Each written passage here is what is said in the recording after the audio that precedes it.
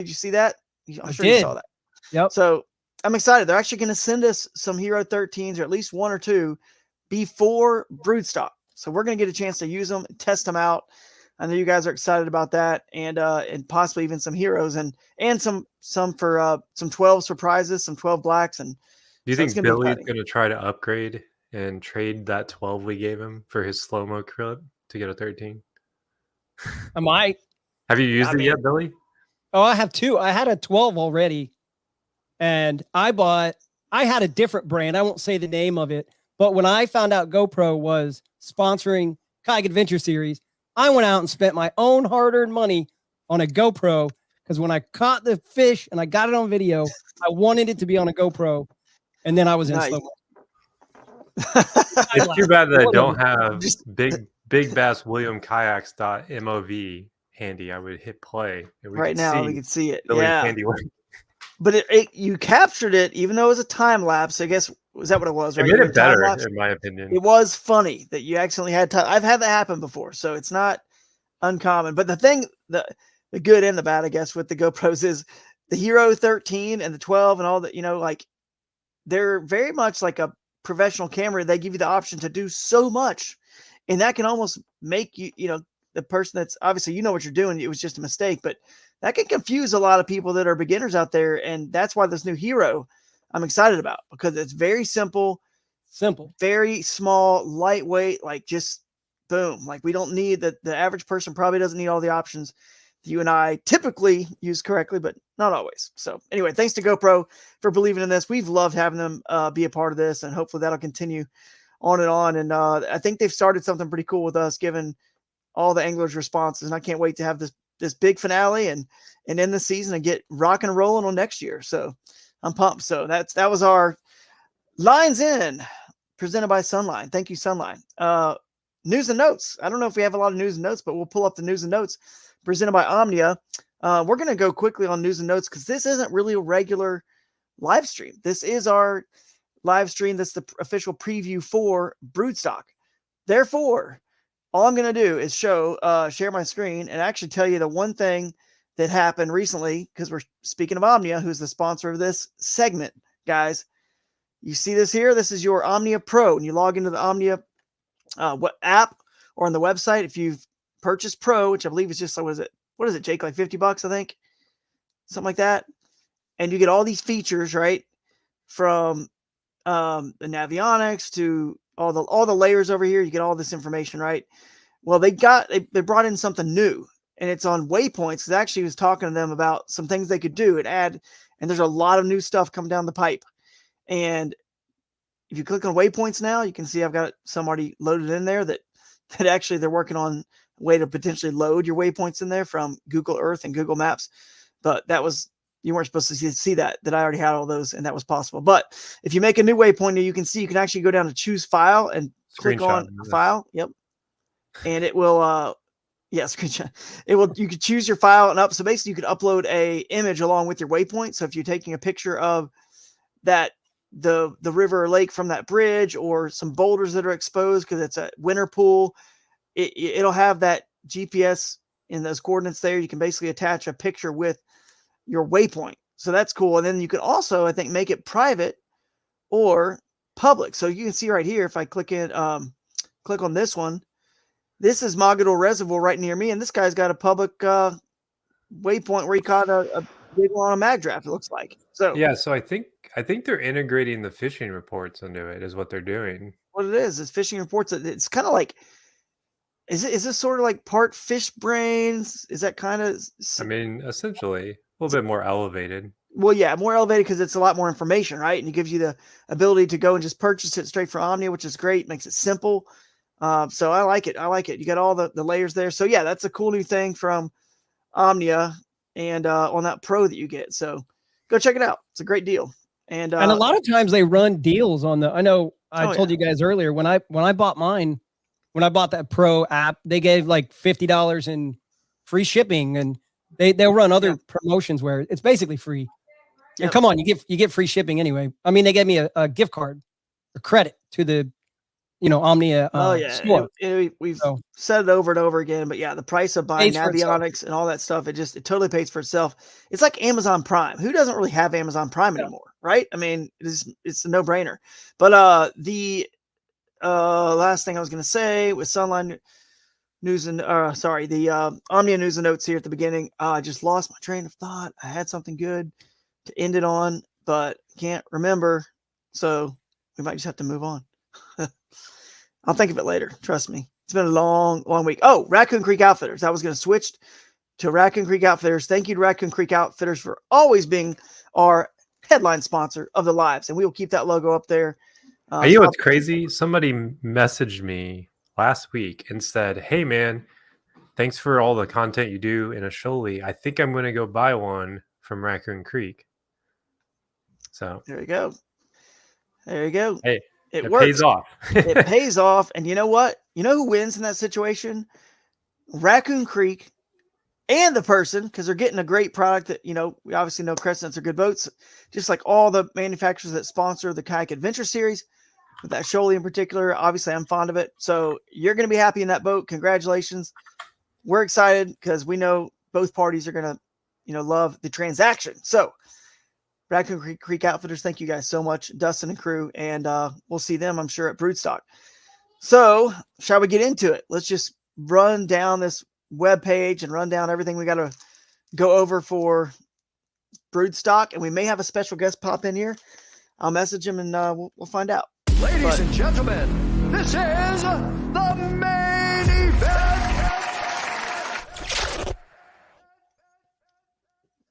All right.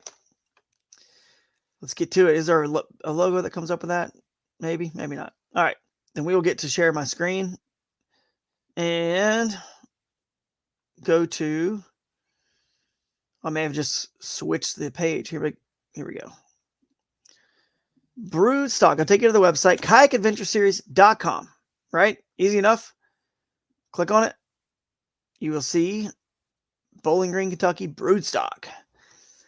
If you didn't know, Broodstock is the name of, how fisheries biologists get, well, maybe you don't know, but if you don't, now you do. Fisheries biologists will shock in their electroshocking boats up bass in your area, lakes and rivers, that typically it's your state's, Department of Natural Resources or Fish and Game, whatever they're called. They stock up these giant fish. They shock up these giant fish and they use them in basically their stocking tanks, their fish ponds to, spawn big fish, right? Genetics of big fish. They call those fish that they shock up that are big, they're broodstock.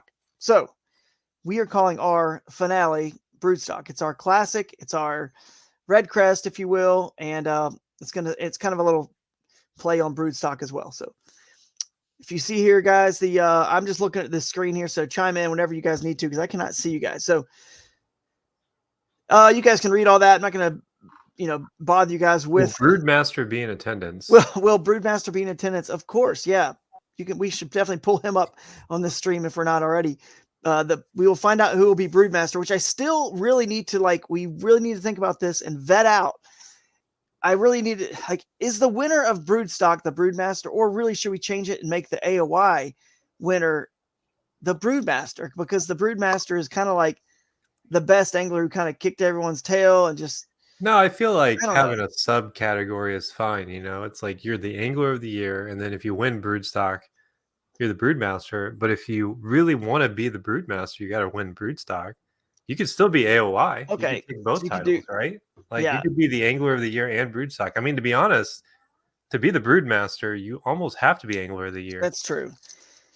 That's true, but the angler of the year. It's going to be tricky to win this final event. Only one person can win, so that's. I know Ryan's probably going to be sweating the whole time. I'm sure there's some people definitely coming for him, and we will see how it all shakes down in Bowling Green. So he may have already been down there once, and he may have another trip planned already. I'm sure he's so motivated, given that lead he's got. Not to lose it. And all very legal before the 2-week window. And even during the 2-week window, of course, he's got 4 days he can fish. So you guys don't forget, just read through the rules. You can learn about how this is all done. This is an open event, so it's open to anyone. As you can see there in this opening paragraph over $40,000 in just prizes. So we've been kind of saying over $50,000 in cash and prizes once we bring in the entry fees from all the anglers, because we feel pretty certain we'll have at least around that $10,000 mark. So that's a lot of cash and prizes going out to just, who knows how many anglers will fish this, because it is kind of the end of the year. You got football, you got hunting, but I feel like it's a great place to be in the fall. And I think you guys are going to have a good time in Bowling Green at the National Corvette Museum and the National Corvette Museum Motorsports Park that we're going to hold our opening ceremonies at. So let's just go down and check it out. So yeah, here's some of the water, some pictures of some of the lakes. And I thought, let me see. There we go. I thought I had some more pictures. You can scroll through and see the beautiful creeks here and rivers. I mean, I'm obsessed with the rivers and creeks here and the lakes and ponds that are part of that, even the Peabody WMA. We talked about this a couple. There's a lot of variety out there, because I've spent a lot of time out there, and you're gonna see stuff that looks like the Ozarks. You're gonna see stuff that looks like Tennessee, Kentucky, but then you're gonna see stuff that looks like that Mingo area. There's a lot of real swampy, I don't even know how you would I guess boggy type rivers where you're gonna see largemouth, spotted bass, and gar, and a lot of bowfin. You will catch bowfin in this tournament. Trust me. Oh yeah. I'm wondering too, by the way, we are going to bring in a guest. I'm going to message him and see if, before I forget, if he is I'm going to tell him we're in the studio, and I hope I sent you the right link. Okay. Pop on whenever you're ready, bud. We got a local that knows about the water, guys. Tell me if you guys see him show up. Jesse. All right, we'll let you know. Yeah, we'll bring him in. I'm going to go back to the website so I can keep scrolling you guys through this. So October 4th and 5th, and that's a Friday and Saturday. If you're not familiar with the way Kayak Adventure Series works, you'll find out shortly why we do Friday and Saturday. Let's see. We've got a couple cities and counties involved here. The Bowling Green, obviously, visit bowlinggreen.com, and then the Edmonson County Tourism Commission as well. It's basically to the north, all that Nolan Lake area. So it's beautiful, beautiful countryside there. And it's all part of Mammoth Cave. So I'm sure some of you guys will have to make a trip over to Mammoth Cave National Park, because that is a pretty big one, and it's on a lot of people's bucket lists. It's a super cool area. Yeah, and then what's funny is there's also an area there called Kentucky Down Under, which is a great place to take the kids. Very, very nice. Yeah, I saw that on the site. They got a lot of exotic animals. Is that right? Is that the place? Yeah, I've been there. That's the first place I ever tried buffalo burgers in my life when I was a small kid. It blows my mind that it's still there, because I was going there 25 years ago. So it's an institution, I guess, in that area. Yep. It definitely is. I've seen a lot about that place online whenever you search this area. So let's see. Next up, the rivers and lakes: Nolan Lake, Barren River Lake, Green River, Barren River, Nolan River, Upper Red River, and the Peabody WMA lakes and ponds. We'll get more into that later, guys. Down on this page a little bit. There's multiple registrations and divisions you can enter. So the individual angler division, presented by Torpedo, $150. The X2 team division, presented by X2 Power, also $150, but it's a two-man team, so $75 a person. Your youth will get a $75 a discounted fee to enter, $75 instead of $150, and we'll also award them on stage. So it's always fun seeing the youth get up there. Whether we have 1, 2, 3, 4, 5, 6, or 10, it's awesome to see the youth get involved.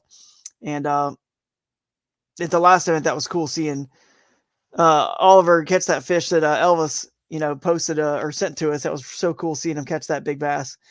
He's going to be hooked forever now for sure. Let's see. All right, let me go down. He just sent me a text back. He's waiting for the link, but I sent him a link. So let me resend this guy the link, and you guys can go. If you guys can see there, you can kind of go over the other stuff, the other awards, the big bass and all that for a second, and I'll resend him the link. He said he didn't get it, so let me do that real quick. So we got Boondocks Big Bass. That's always fun. Jeff Little, I think he's been to every single one of these. and he'll bring the prizes up where you can actually see them. He demos Boondocks gear that you could win if you get the big bass, and the GoPro Epic Edit Award. We've talked about that already. Make sure you've got your GoPro and you've got it running. The reigning champ is right there, right? Well, you were the big bass caught on camera, technically. So there's like two parts of that, right? So there's the Epic Edit, which is the best edit for the previous tournament, but then there's also the biggest caught on GoPro. So we actually do 2 awards there, and Billy is the reigning champ of that prior to this last event, which JT Hickman won. So we don't always have a winner. Shockingly.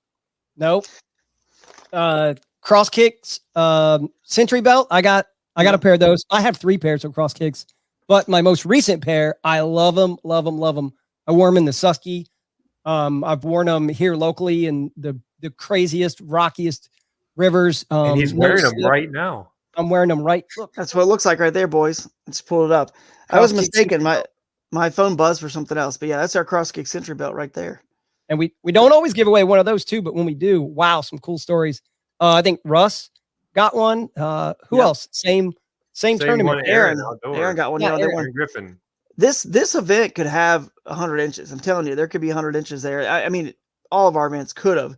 Obviously, we had some weather. I really thought Wisconsin was going to do it. Yeah. I think it could have if we had a little bit more water. I think it definitely would have. There would have just been a slightly bit more water. I think people would have done it, but yeah. I agree. We just need a little bit more. The Omnia Attackable Trash, we are going to do that. We give away Omnia gift cards if you guys pick up trash, and we'll provide the bags. And a couple people win some gift cards, $100, $125 gift cards to Omnia for picking up a unique trash item.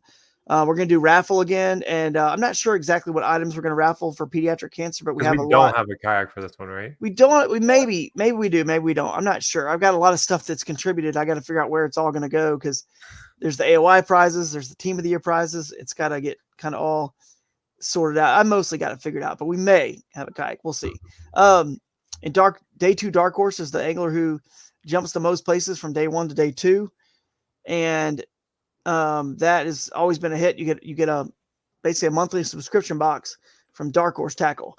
Aggressively average anglers, Average Joe's an angler who finishes dead middle of the pack. You get some gear from the aggressively average anglers. And Crescent Kids, they may not win a kayak because it's got to be a minimum. I mean, a max, a minimum of 5 to win the kayak, but you could 5 youth show up that we're going to give away a kayak to the top youth. So let's get the kids involved. That would be awesome to see 5 or more. Welcome dinner. This is cool. Here we go. Now we're getting into the cool, fun stuff. On Wednesday, a lot of people, especially for this event, are going to be there all week. So Wednesday's welcome dinner, we're going to go over to Rafferty's right there in town. It's a lot of fun. Hang out there, get some food, get some drinks from 7 to 9. Keep in mind that it gets dark a little earlier. So I think people could probably get there, still pre-fish up until almost dark and still get there at 7. So that'll be sweet to have everyone there. We had like 15 people show up in Wisconsin. We tried this opening welcome dinner, optional. So that was cool. And then the actual opening ceremonies of the next day on Thursday at the Motorsports Park, where we're going to have, it's 5 to 8 p.m., but we're going to have food there. I believe the food's probably going to be on us. The Kayak Adventure Series, just on us, going to have food there, drinks, and then also go-karts for free, guys. Go-karts for a solid, if I scroll down here, you can see go-karts right here. This is what it looks like. 2 hours. Just hop in and go race. Be competitive with all the other anglers off the water with go-kart racing. I know Lance Cooley is really excited about this because, he was a kind of a race car driver. He's big into it. I don't know what level he got to, but he did a lot of, car racing. So he made it. So he made it above the go-kart series. He got above there. I don't know how far up, but we'll have to find out. But he's ready. He was posting on Facebook about, "Hey, I'm ready. Come on, let's go on and off the water. Let's race." So I made a joke too. I said, "Hey, you guys go take him on, and let's not." Or maybe I made a joke on this website here. I said something like, "And let's don't spin out." Anyway, it's kind of a dad joke. Tournament spin outs. Yeah. Anyway, ching. Where's the ching when we need it, Billy? You can drive a real Corvette there as well. They got a road course. I think it might be like $400 to do it. But anyway, if you guys really want to drive on that bad and go super fast, then feel free. But that'll be fun. Just kind of on us, a couple hours of go-kart racing. And just fun there at the opening ceremonies. Then we move into the Bash U brunch the next day. That is going to be, by the way, at the opening ceremonies, guys, you can still register up to that point. So if you're not aware of that, that's check-in registration. You'll get your gift bags and, of course, go-karts. We got merch there, stuff like that's going on. So if you have any last-minute questions, that's a good time to ask me there in person so you can get an answer to that. We may have some catch boards available from either one of our, either myself possibly or maybe Kayaks and More is going to come down and join us there and have some catch boards for sale if you still need one. Let's see. So the Bash U brunch is the next day on Friday. National Corvette Museum at the Wendell Strode Club Room. So that's our tournament headquarters. And then we'll have breakfast there starting at 10 to 11 a.m. I believe Russ Snyder's, last time I talked to him, he said he's coming and he would do a seminar. If so, we'll have him there. Just confirmed with Andrew Hayes of Tackle Talk Podcast that he's going to be able to make it. And if you guys haven't checked out his podcast, it is, I'll share it right here, actually, Marie. And we got to change that. Well, the Bash U, it says PM, 9 to 11:30 p.m. Yeah, good catch. Yeah. Man, finally some measurable output from Billy. Wow, thanks, Billy. Yeah. You guys know Tackle Talk Podcast, right? And this is one of the most popular bass fishing podcasts out there from Andrew Hayes. You guys got to go check it out. Get subscribed. And he's very, very knowledgeable, just an absolute wealth of knowledge. And he's going to share it with you guys at the Bash U brunch presented by the Bash University. So let's get the other one back up here. And those have been going good. I mean, what do you think, Jake? I mean, it seems like everyone we're at, I feel like half the last field one was super packed. Yeah. We had a lot of people. I just posted a video showing a lot of it. If people are curious, the latter section of the YouTube video I just posted on my channel has like a whole thing with the Bash U brunch, and you could see how many people there. It's wild. Or you could go. You definitely watch Jake's video, but also don't forget you got these cool recaps here. You can click on them, and we've got some pictures here. But definitely don't miss out on the Bash U brunch. As I sneeze. So go down here. You can actually see. Yeah, thanks, buddy. The fun everyone has at these events, and then this was what the Bash U brunch looked like. We were cooking. We had seminars from Josh Strinko, Jeff Little, myself, Christine Fisher. I think you guys can see kind of how we had it set up there, and just a good time of fellowship, which is what this series is really all about, because you can't guarantee the big fish are going to bite. And even when they do, you can't guarantee they're going to stay on. So what we can guarantee is a good time and some food and some fun and some fellowship. There's Jeff Little cooking up some eggs on the new Boondocks. What was that thing called again? The skedaddle or something? Is that right? Yes, it's called the skedaddle. Yeah. I took that picture. Yeah, it was a good one. It was a good one. So we will be there at the National Corvette Museum for that on Friday. And let's go back to the site. I can scroll you guys through back to the Broodstock page. Let me know when our guest pops in. He says he's going to hop in if he's got the right link. So he must be watching the lunar eclipse. So, which is going on right now. Really? I didn't know there's a lunar eclipse right now. I didn't either. Well, the more you know. Okay, here we go. We were at the Bash U brunch. So that'll be a lot of fun. And then you'll notice that we end this thing a little early, 11:05 to 11:40. So we'll probably get out of there by, let's face it, like noon, 11:45, noon. But we're doing that for a reason, and I'll get to it in a minute, because we're going to push the times up for the fishing a little bit because the daylight situation, and just because it's Broodstock. We want to give people a little extra time on the water. The closing ceremonies back on Saturday are 3 to 5:30 p.m. is the festival, so you might still be on the water because your lines out time is 3 p.m. But back at the National Corvette Museum, our headquarters, we will have food trucks and any of our vendors or sponsors there, and just have the party rolling, right? Bounce house, whatever we got set up. The kayak the kite manufacturers or shops that'll be there 3 to 5:30. So you just get back whenever you can make it, right? And we'll see you there.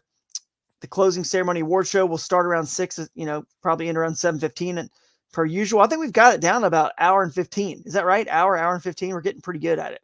Yeah. But this is the finale. There's a little bit more to calculate. So, and a little bit more to give away. The AOY's Team of the Year, Angler of the Year. So if somebody wants to pull up a tab of those standings, that'd be cool to kind of show those in a minute and share that screen so we can see where everyone is sitting heading into this final one. We're going to try to do a non-fishing. We've tried to do this at other stops, and some have been successful and others not because of tropical storms mostly. But we're going to try to go to the Lost River Cave boat tour. If you have any friends or family that are not fishing the tournament, by the way, so that's from 9:30 a.m. to 10:30 on Saturday. I think I skipped the after party there. Sorry. After party is back at Rafferty's on Saturday night. That's after the awards. For anyone who wants to go back to Rafferty's, since we're already familiar with that location and football is on, we're going there. Originally, we were going to go back across the street to the motorsports park and go-kart again.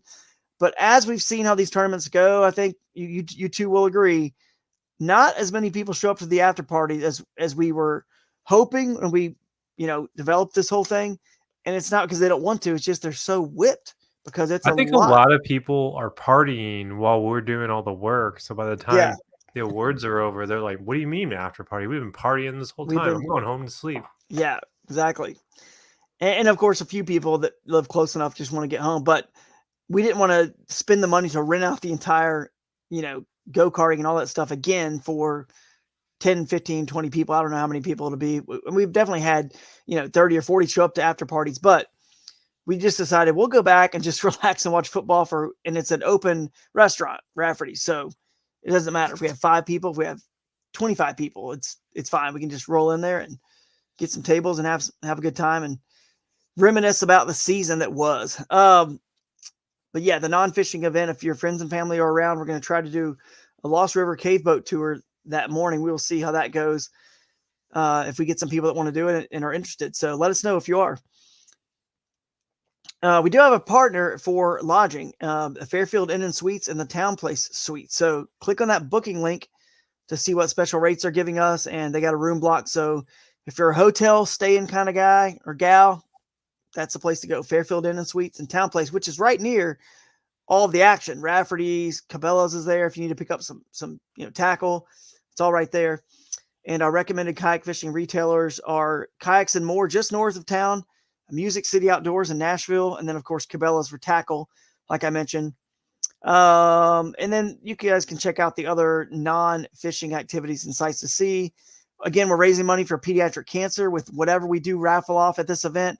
Or possibly if we cover the food, I think if we cover the food on Thursday's opening ceremonies at the motorsports park, I'm considering just asking you guys for a donation.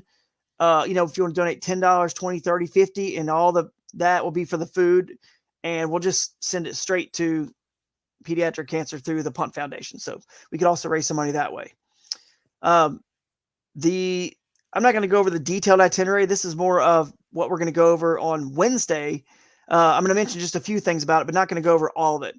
Wednesday, before the tournament week Wednesday, we'll always have our official sort of like need to know meeting where it's not really a rules meeting, but it kind of goes over a lot of this stuff. So what I do want to mention, the most important thing about the times for fishing is on Friday, if you see right here, guys, your Bass U brunch will end, and then you have a 1:30 is launching, paddling, pedaling, and motoring allowed. So 1:30. Well, that's weird. We've been starting that at 2:30 and giving you guys 30 minutes previously, but we're going to do it this way because of the daylight situation. We don't want you guys out anywhere close to dark, and we want to give you a little bit extra time in the Friday afternoon session because we've noticed how people are just itching and ready to get out there. So we're going to try, and this is Broodstock, guys. So, we should have an extra hour, maybe or two on this Friday afternoon session, right? So 1:45, we're going to give you 15 minutes to kind of paddle out.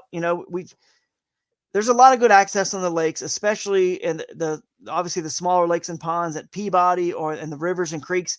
You don't need 30 minutes to get to where you're going. That's just a 5-minute paddle or 5 or 10 minute motor.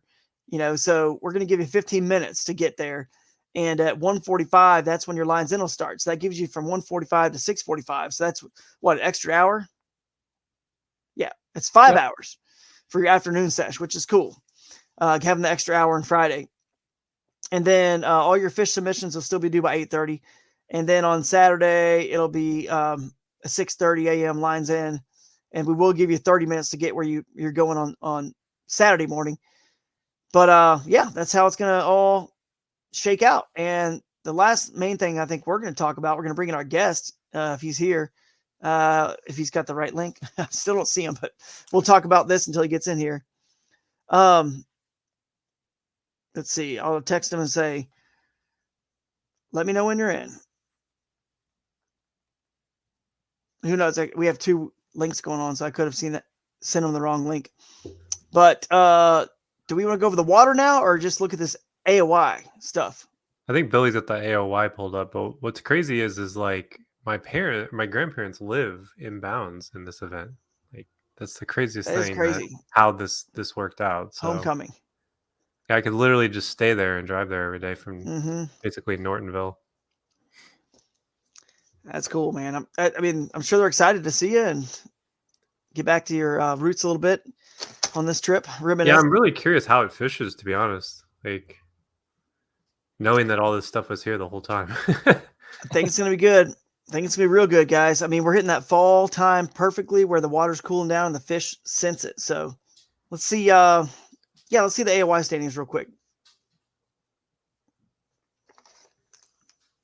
So we got Ryan Parker, first place with 2 first place finishes. Gives him 200 points because it's your top 2 regular season. And then plus your Broodmaster. Lance with 188.62.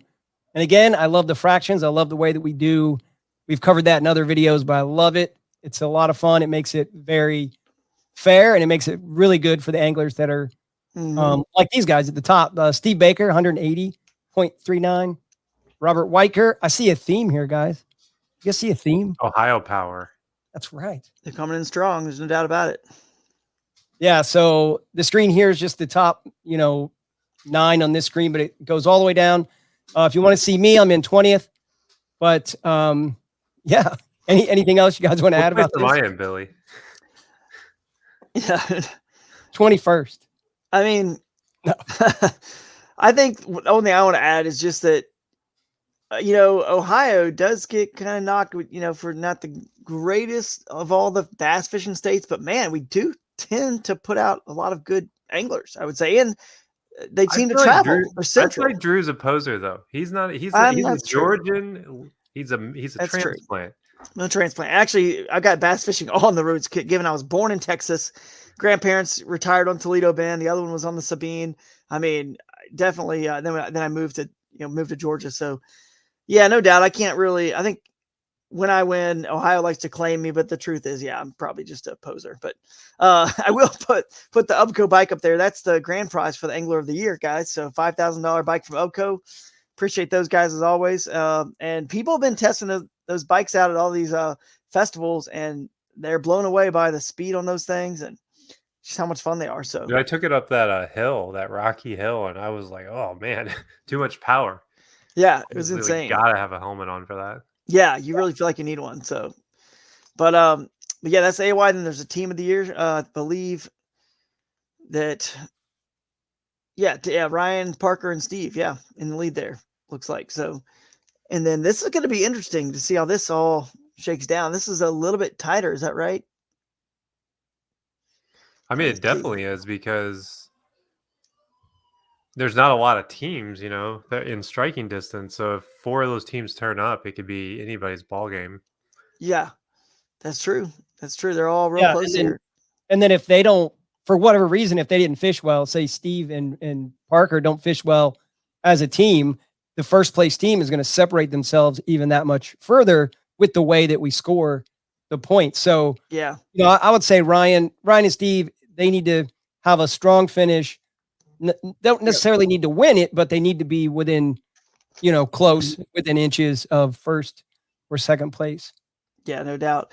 That is cool about our format for AOI because whoever's in the lead has to have a solid finish, because if they have a really bad finish and somebody laps them by 20, 30 inches, I mean, that's a lot of points. So that's going to be a lot. So we will see how that affects this finale. And moving on from that, our guest is in the queue here. I'll bring him in and introduce him. What's up, Jesse? Hey, how's it going? Oh, pretty good, man. Pretty good. We are just excited about Broodstock, and we're about to get into the part that I think you can help us the most with. Just generalize, don't get into too specifics, because I know you're fishing this event. You're local in the area, or you at least have lived there for a while, right? Yeah. I moved here in January of 2020 is when I moved to Kentucky, Bowling Green specific.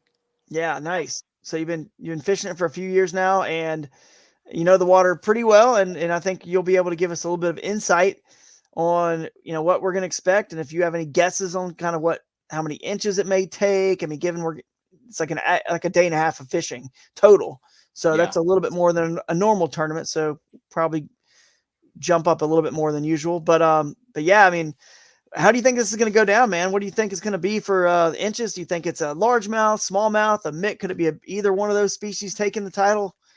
Man, I'm going to say it's probably going to end up being the largemouth, because the rivers they don't have much flow going right now. Everything's pretty stagnant. The smallmouth have pretty much moved into isolated locations, and you're seeing a lot of spots, largemouth, and who knows? You're going to get the occasional gar in there too, for sure. Oh yeah, that's a lot of fun, especially on a fly rod, which you do a lot of fly fishing. And I believe you told me you were actually going to fly fish this event, which I don't think we've had anyone try to do that except for maybe one or two people for the micro bag division. But you're going all in for the macro bag, the biggest 5, with the fly rod, with some big streamers and stuff like that, right? Yeah, I actually put gear down about 5 years ago. So pretty much the whole time I've been in Kentucky, that's what I've been doing. And it's panning out well for me. I actually signed up for the micro as well. But like you said, we're going big. Go big. We're That's going cool. big. I was going to bring in the screen here and actually share. I'll try to do it. Let me see. I'll bring in the Google Maps and I'll try to go, let's see, over to Bowling Green. And you guys got my screen there? Nope. No? It says it's sharing it, but maybe not. There we go. There you go. Oh, you got it? Okay. So, and obviously we got the Barren River here that comes out of the lake. And I need to actually find, I need to find, Billy, I need to log into my account that actually shows the boundaries, so we can kind of go over that real quick. But while I'm doing that and making that switch, just can you talk to us a little bit about, again, you don't have to get into specifics. We got the Barren River, you got the Green River, that, these are the main rivers that are in bounds, right? Obviously, anything that's free flowing into these counts as well. There could be some smaller tributaries that are also called quote unquote rivers, but the Green River, the Barren River, and you even got one called the Nolan River that's a little shorter that comes out of the dam there. And I believe is that it, or is there one more? That might be it. That might be the main ones right there, those 3.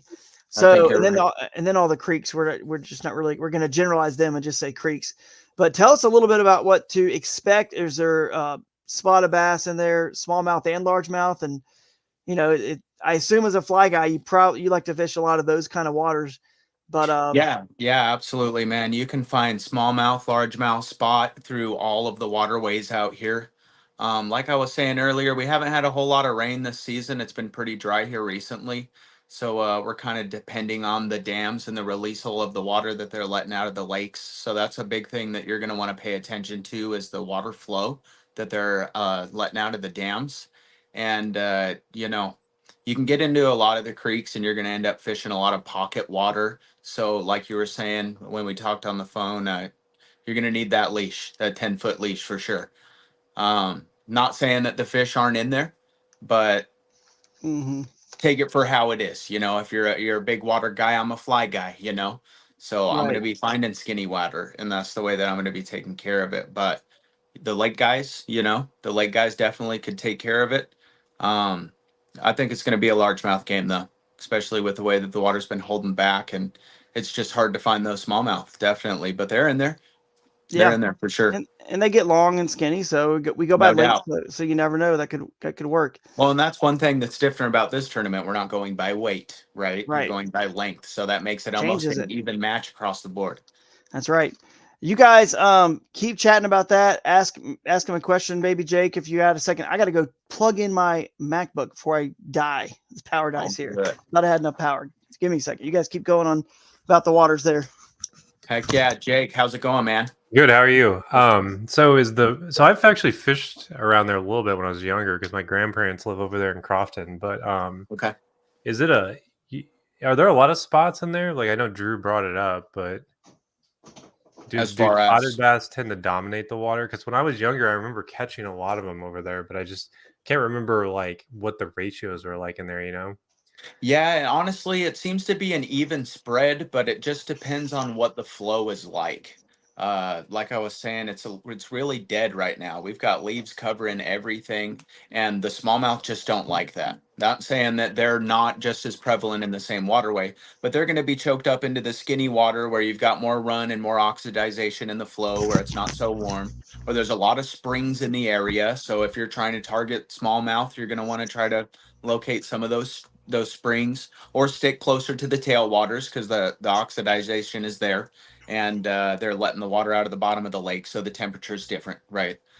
But I'd say it's a 50-50 shot between how many of each species there are.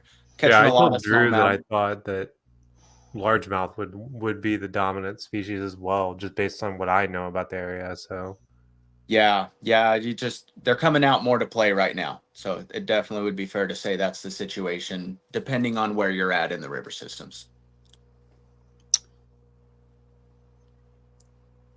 I think Drew's fixed his problem. I'm trying to fix. Yeah, I got my things plugged up, and I want to pull up the map where we can see the boundaries real quick.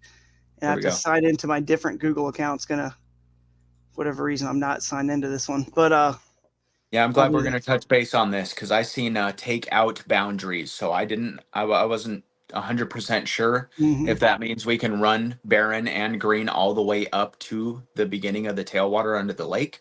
So I'm glad we're talking about this. Yeah, this will be very important here. Give me a second. I'll just log in. You guys can. I have it pulled up too, if you can see my screen. Yeah. Yeah, I'm kind of interested in that Nolan River too.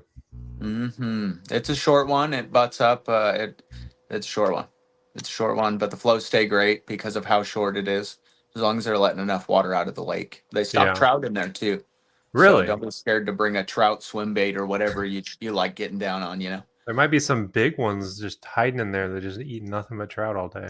No doubt, man. I secret spot, you know, they stock trout there. But shortly after I moved here, I ended up sticking a 28-inch largemouth out of one of the trout stocked areas. So keep that in mind, right? Some farm pigs. 28? Yep, 28-inch. Mouth closed? Mouth closed. No way. That's unreal, man. So I think 100 inches is possible when you get an 8-inch buffer like that, right? That's the only one I've ever seen since I've been here. I've caught plenty of 20s, 21s, 22s, but that's pre-spawn, right? Yeah. Yeah. All right, I got this thing figured out here. All right. So I can share my screen in full screen. I don't know why it doesn't let us do that easily on the site. Like, shouldn't there be like a little full screen thing where you can just take from the website and make that Google map big, and I don't have to go do this? But anyway, it's important to have this up. Yeah, maybe. We're low budget here, first year. All good. There we go. So now you guys got it, right? You got the screen. We got all the boundaries. So if you see on the red are always, it's actually kind of, if you fish a lot of these events, you'll start to notice the symbol of this little canoer guy here is always, going to be your, and the red is also going to be your, like launch boundaries. Okay. So this is maybe I was working off a cell phone and it was cutting. You click on it. Yeah. If you click on it, you can see this is the Barren River launch boundary.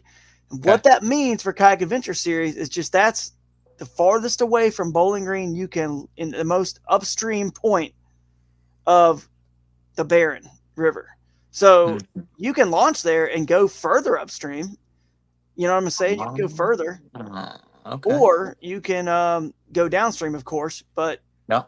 you can't launch anywhere further upstream than there. That's a good ways away. Yeah, You're no almost doubt. about an hour. So, Yeah. and then on the Red River, which is kind of a little wild card, is very small, so it's more like a creek. Let's face it, it's definitely like a creek size.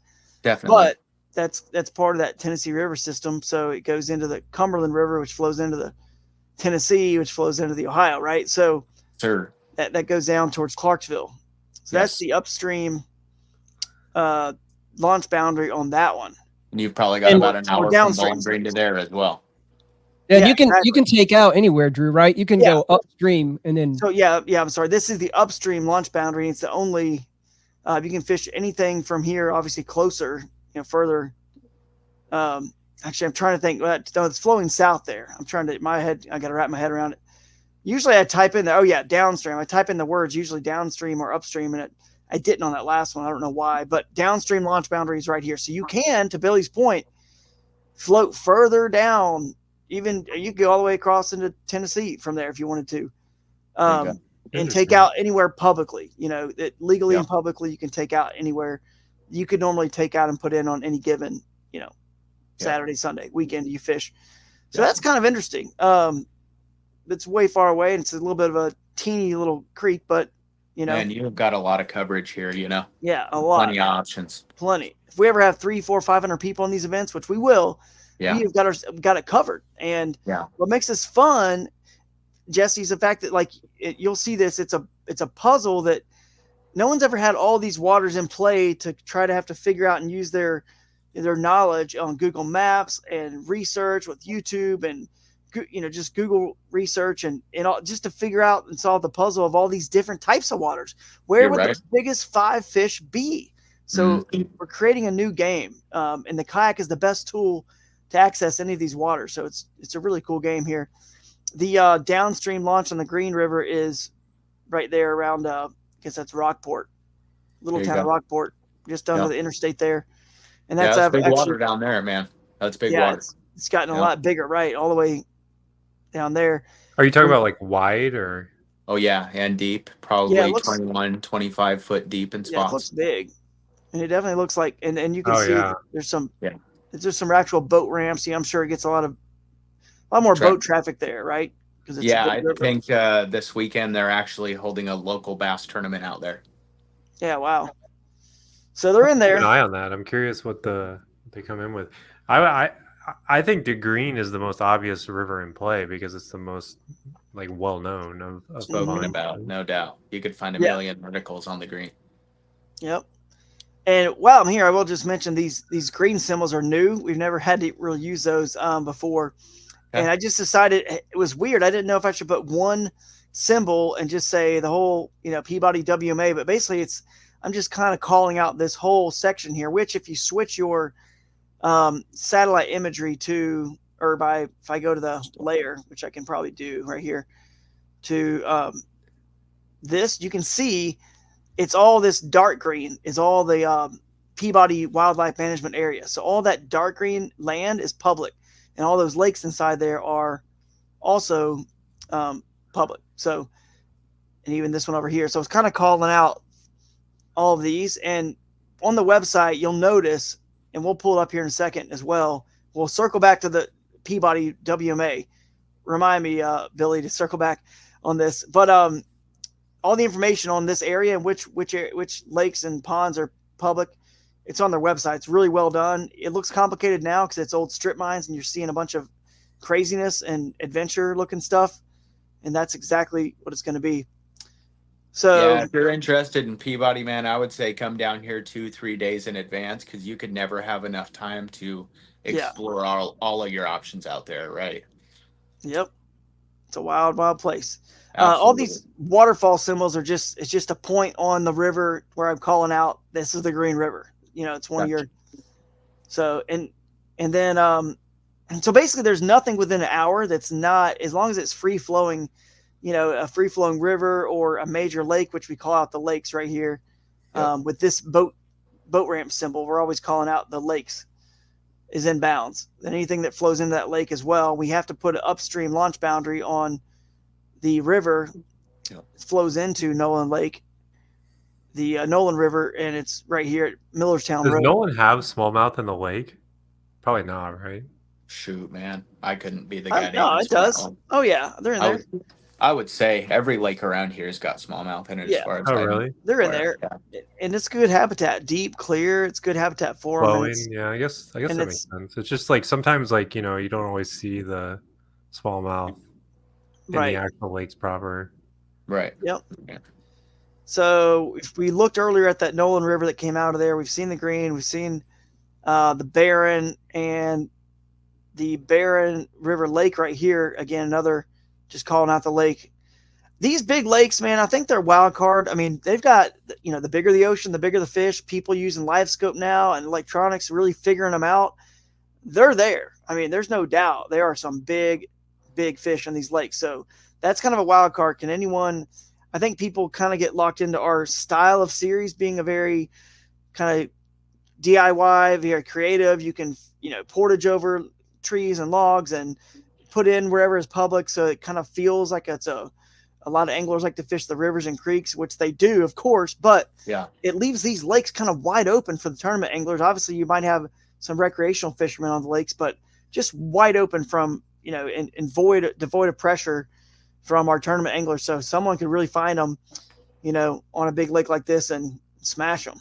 Definitely put a hurting on the board. Definitely. Yeah. So, but yeah, that's kind of it. I mean, back to our headquarters right here at the National Corvette Museum. You guys will see we're gonna actually hang out and party at our festival right here in this grassy circle, in all this area here. So we'll have some booth setups, some bounce houses, Toyota trucks. I think it's going to be at this one, just like all the rest of them as well.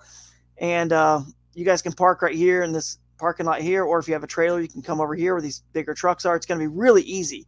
We're going to walk right inside and go into the it's called the Chevrolet Theater, and then we'll go in there and do our awards. So it's going to be a fun venue for that. And right across the street, just so you guys can see where that opening ceremonies is going to be, is right here at the Motorsports Park. And there's our go-kart, our kartplex right here. So start learning those twists and turns. And it's going to be fun. They got a new building, I think. Is this the new one? I don't know if this is the new building. It might be already on the satellite image. Yeah. So this is the rooftop area we're going to be hanging out at for our check-in and registration, and plenty of parking. So should be fun. And trying to think what else, the major things we can go back to the website or keep talking about. Well, yeah, you want to go back to the. Oh yeah. No, you want to see the Peabody website. Yeah. So let's do that before we wrap this up. Peabody. So we'll present the screen again for our website. So yeah, anything that's free flowing, that into those rivers and lakes. So if there's a small, like a spillway type dam, that's still fine, guys, to go, above, to put in above, to fish above or below it, as long as you're, of course, downstream or upstream of our downstream or upstream launch boundary, you're fine, even on those little dams like that, because they're just flowing the river. But the Peabody, as I scroll, I think I put some links to it right here. Yeah. Right here, I've got links to the Peabody WMA website, and if I click on it, I don't think it's going to share it with you guys, but go click on these links here because there's detailed maps and their website, all their fishing access sites. It tells you if it's good for a light trailerable boat or what kind of access it is. So definitely check that out. That's where you need to get all the information on Peabody. If you want to tackle that, like you said, Jesse, that just sort of insanity over there, that just chaos, just so many. Hey man, the thing is a lot of it is untouched. So take that for what you will, Yeah. But a lot of places you're going to have to drag to. You won't even be able to use your wheels, Yep. My grandpa got stuck out there trying to get to one of those, and I had to push him out. One of my earliest core memories of going fishing with him was going out to that place. I forget what he called it. He had some weird name, but he called it the strip mines. Yeah. So go out there, and he got stuck in the mud, and he didn't have 4-wheel drive. It was I forget what he called it. It was like where the wheels would spin at different speeds. And he's like, "Oh, that'll get me out of there," and it wasn't getting him out of there, and I had to push him out. But the reason why I'm telling the story, it was just so remote, and I can remember vividly how clear the water was there. Like, it was crystal clear. in this particular one we were in. And I know each one is going to be different based on like Yeah. what kind of rock it is. Minerals and stuff like that. You'll find some Yeah. crystal blue water, crystal clear. You'll find some muddy water. Yeah. Definitely. You'll It's find just it all. cool to see what that is that little wild card with that, because, you know, like I fished a lot of these quarries back in North Carolina where I lived for 10 years. There were some near my house, and I got permission to fish them. They had a bunch of different lakes and ponds, and they sort of get stocked just from some of the workers that work there. They just kind of, I dump some bass in there. So, and then obviously if you just dump bass into a pond, nothing's really going to come of it. They don't have their brim and the bait fish and all that. You got to actually like develop the whole ecosystem. So if there's any little creek, see, these are just dug out quarries. They're not like made by a creek. So it's not like it gets populated by some, suckers and your creek chubs and minnows and all that stuff naturally from a creek that's flowing it. So it has to actually so if you don't put all that in there and it's all balanced, then there's a lot of them that are Just worthless. a puddle of water. They were actually bad fishing. They were a big waste of time. Now I'm sure over time these have all been, but like it's a lot of work for the state to take into account every one of those things and perfectly manage them or continue to check them to manage them like they do the bigger lakes. So I'm telling you right now, a lot of those are going to be a big fat waste of time. And it could be a fool's gold for people that is robbing your time. But then again, you could also hit gold, because if you find the right ones that aren't as pressured, that, maybe, I don't know, because the locals probably pressure the ones that are a little easier to access, I would think. And so maybe those get hit harder and they're not as good. But then the other ones that are more remote maybe weren't ever really stocked with the proper balance, and maybe have they ever gotten balanced over time with nature just kind of working itself out, right? Who knows? It's just, you got to go figure it out. And that's what's cool about having that in play. So we'll see how it affects it. And then just to add a little bit more context to it, I looked up like from Highway 431 to 231. And if you just connect those, that's like 16 miles. Yeah. So imagine having a lake that was 16 miles from end to end, except it's not a lake. It's a bunch of little tiny lakes. Ponds. You got to go find them. Well, and if you hop on the satellite, you'll be able to see a majority of them do connect at some point, or groups of them connect and groups of them connect. Yeah, you can right? see like barely connects through here. Look at that one that's green right there. That's what I'm talking about. It's like weird. some of them have that, like, Just there's nothing weird. in that. There's nothing in that. Maybe. No. Probably not. Grass carp. With how that looks, probably not, if it's that bad. But a lot of these do get choked out with weeds because they're so fertile with 100%. Minerals and stuff. And like you get a lot of those reeds Too up many. along the banks that are very common to strip pits, even around here. And what's funny is we have a Peabody here. Peabody Mining Company Wildlife Management Area number 29. It's like So to Billy's point, though, because we did specify that's only the Peabody WMA between 231 right here, right around Cromwell, that Highway 231, and this one over here, which was 431. And the reason I did that and had to do that, guys, is because this is also considered Peabody WMA over here. All this green, and that's further than an hour away from, Bowling Green. So we only want this. I think it's the eastern section, not the western Peabody. So this is all in bounds, and that is not. So make sure you pay close attention to that, because it's easy to get mixed up and crossed over for sure. Yeah, I think this is going to be an interesting event. I still have the tug. Me personally, have the tug for like creek and smallmouth. That's just kind of the style of angler I am.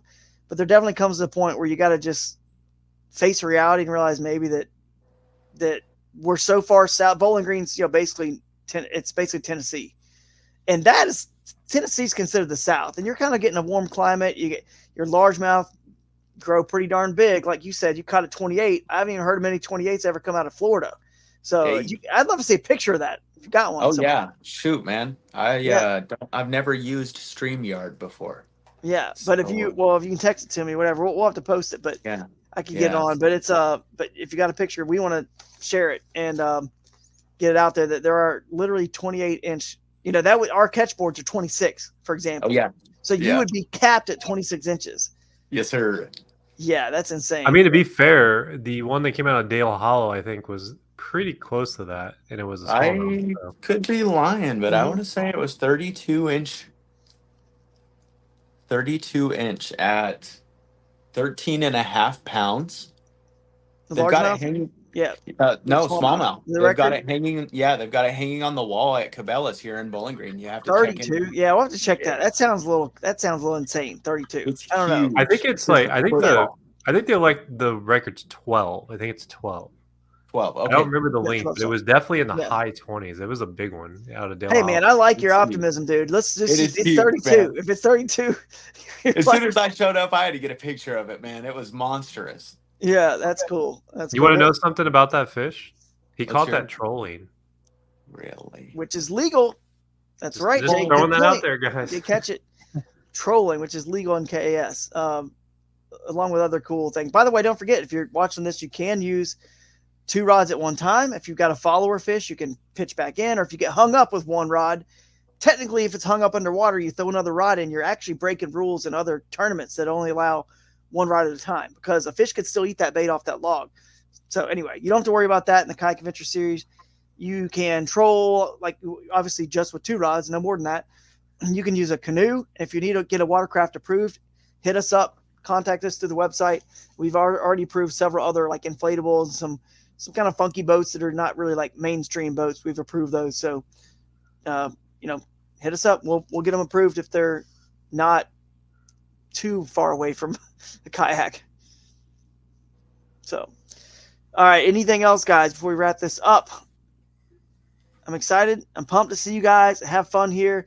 I don't care how many people are there. I don't care. I know a lot of other stuff's going on, hunting, fishing, football. There's other tournaments going on. We're going to have fun if it's 50 people or 150 people as always, and keep this momentum going right into 2025 at Ocalapalooza, starting off in Ocala, Florida for the 2025 Kayak Adventure Series. So I am stoked to just wrap it up, put a bow on this thing, and just start the planning. I'm already working on 2026 contracts and locations with people. So Wow. I'm excited to see how it all shakes out and how big we can kind of grow this thing. Because the bigger we grow it, it's just a bigger party, bigger festival, bigger pot and payout for everyone. Just more fun. So let's just keep it going and see if we can't get to the point where we really, really, really need that much water. Like Jesse said, how much water we have in bounds, because nobody wants to be crowded with other anglers on a tournament day. We don't. And that's why these boundaries are the way they are. And we want to make it a fun, different puzzle and different game. So appreciate your time, Jesse. Excited to see you, man, and just have some fun. And, we're going to have to get on the water ourselves, Jake and Billy, and try to do some fishing early in the week or whenever you guys get there. But we'll try to stay out of we'll try to find some sneaky place out of the way where nobody else will be, or some water that's out of bounds or something. So, Yeah, I might go after a bowfin or a muskie. I wouldn't hate to catch a muskie while I'm down there. yeah, that'd Good be luck, awesome. man. Yeah. Got to go to Eastern Kentucky for that. Well, all right. I've heard they're in there in some of these areas, so we'll see. We'll see, but maybe not. I don't know. Yeah. You never know. Been trying. Yep. Well, thanks for your Yeah. time. And this is Absolutely. going to be live tomorrow. We're recording it the night before. And if you guys are posting any comments, we may not reply to them live because we're not live. We should have said that from the very beginning. But anyway, we are not live at 11 a.m. when you guys are watching. Yeah. And questions. See you guys. Bye, everyone. Sweet. Thanks for having me, man. Hey, buddy. See ya. Adventure Series. This is where you choose your own adventure. You want to be offshore?